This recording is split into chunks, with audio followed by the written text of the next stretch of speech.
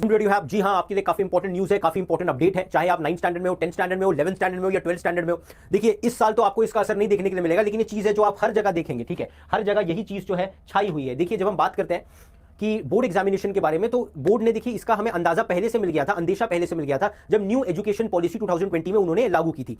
अब उसका first trailer तो पहले ही आ गया था, फर्स्ट उसकी है ना सीक्वेंस में जो मूवी है वो अब आपको देखने के लिए मिल रही है। यानी कि आपके बोर्ड एग्जामिनेशन सब साल में 2 बार होंगे।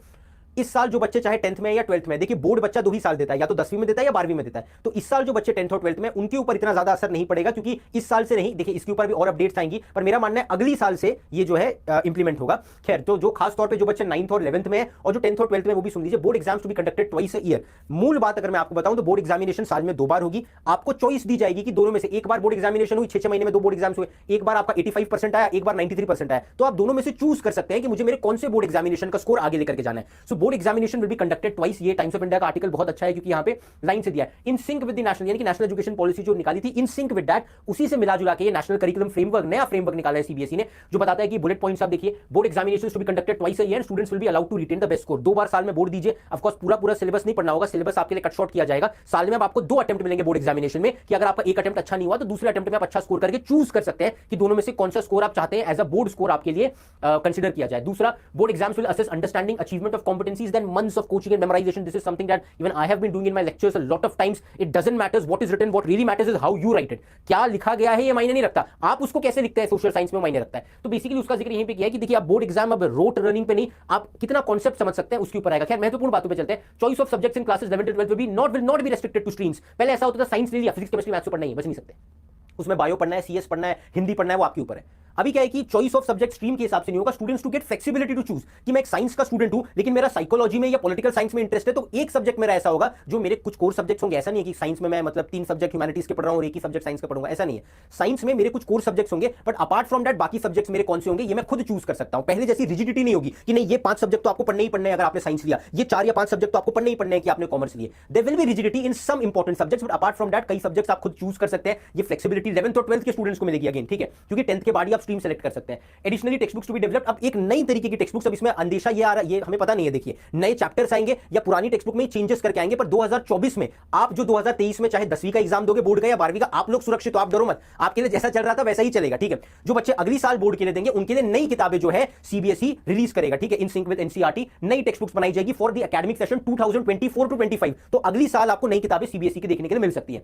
Current practice of covering text books in classroom will be avoided, cost of text books to be optimized. अभी आपकी जो प्रैक्टिस है टेक्स्ट बुक पढ़ने की नहीं, कुछ नए मेथड्स वो लेकर आएंगे, पीपीटी से पढ़वाइए। अभी आपने आईडीपी का झलक आपने देखा, इंटरडिसिप्लिनरी प्रोजेक्ट कई के स्कूल में दे दिया होगा, तो अब इनोवेटिव तरीके से आपको पढ़ाया जाएगा। ठीक है, आपसे प्रेजेंट रोल प्ले कराए जाएंगे, क्विजेस कराए जाएंगे, डिबेट्स कराए जाएंगे। ये मतलब चाह है आपके शिक्षा मंत्रालय की। School boards to develop capacities to offer on demand exams in due course of time, ये भी एक सजेशन है, ये मुझे नहीं लगता हो पाएगा, पर ये सजेशन है कुछ जगह हो जाए ऑन डिमांड एग्जाम की। अगर बच्चे रेडी हैं, मतलब बोर्ड एग्जामिनेशन की नहीं, पर जैसे यूनिट टेस्ट वगैरह होते हैं, तो ऑन डिमांड एग्जाम, यानी कि अगर बच्चे रेडी हैं तो बच्चे डिमांड कर सकते हैं स्कूल से कि आप हमारा एग्जाम लीजिए, और स्कूल उसका अरेंजमेंट करवाएगा।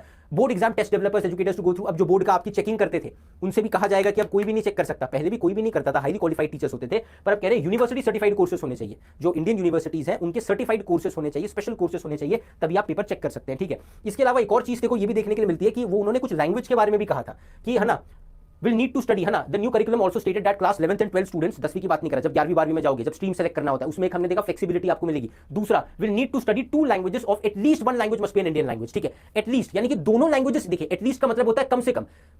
वो क्या बोल रहे हैं, 11th एंड 12th में 2 लैंगुएजेस आपको पढ़नी होती है। अक्सर लोग इंग्लिश हिंदी पढ़ते हैं, चलेगा, एटलीस्ट 2 लैंग्वेजेस आपको पढ़नी है। वो दोनों हिंदी, वो दोनों इंडियन लैंग्वेजेस हो सकती है, दोनों में से कोई एक इंडियन भी हो सकता है। आप कहो थोड़े यार मैंने ना मतलब मुझे फ्रांस की मैंने फिल्में बहुत देखी, मुझे फ्रेंच भाषा में बहुत इंटरेस्ट है, ठीक है, आप एक इंग्लिश या हिंदी ले लीजिए और एक फ्रेंच ले लीजिए, at least 1 should be an Indian language. That means more than 1 भी इंडियन हो सकता है। 2 लैंग्वेजेस आपको पढ़नी है, 2 भाषा वाले सब्जेक्ट आपको पढ़ने हैं 11th 12th में, या तो दोनों हिंदुस्तान की भाषा ले लो। अब हिंदुस्तान की कोई भी भाषा हो सकती है, आप कहोगे एक मेरे को इंग्लिश दे दो और एक मेरे को पंजाबी दे दो, चलेगा, एक इंग्लिश दे दो और एक आई डोंट नो उर्दू दे दो, चलेगा। 2 इंडियन लैंग्वेजेस होनी चाहिए, नहीं मिनिमम 1 इंडियन लैंग्वेजेस होनी चाहिए। 2 लैंग्वेजेस आपको पढ़नी है, या तो दोनों हिंदुस्तानी लैंग्वेजेस पढ़िए या एक हिंदुस्तानी तो कम से कम होनी चाहिए। आप ऐसा नहीं कह सकते कि एक मैं फ्रेंच पढ़ूंगा और एक मैं इटालियन पढ़ूंगा, नहीं, दोनों में से तो एक भी इंडियन लैंग्वेज नहीं है। सो एटलीस्ट 1 इंडियन लैंग्वेज आपको पढ़ना है, दूसरी लैंग्वेज इंडियन ना भी हो तो चलेगा। बस फिर इस आर्टिकल में भी वही लिखा है जो डिटेल्स मैंने आपको बताई है। दोस्तों जैसे ही इसके ऊपर नई अपडेट आएगी मैं इसके ऊपर अपडेटेड वीडियो बनाता रहूंगा, तब तक आप देखते रहिए एडुहैप।